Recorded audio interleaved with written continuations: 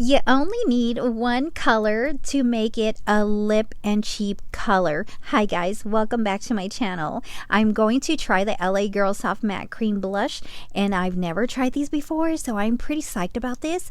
And this claims to be a blendable cheek and lip color, but we will see about that because I love testing products out like this. And of course it has vitamin E and jojoba oil.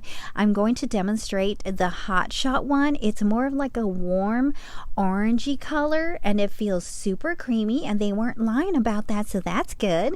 I'm really glad that this is nice and soft, and I can tell from the way it feels on my skin, on my hand, and it's not super crackly. It's not even crackly at all to begin with.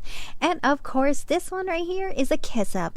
I love this color because it's more like a peachy meets pink, okay? And it's very, very blendable. I am not kidding you. Most products are not blendable. And oh my goodness, my lips were not cracking with this. Thank God. I don't like lips that crack, okay? It looks like my lips are dry, but they're really not dry. I'm just getting old. That's fine.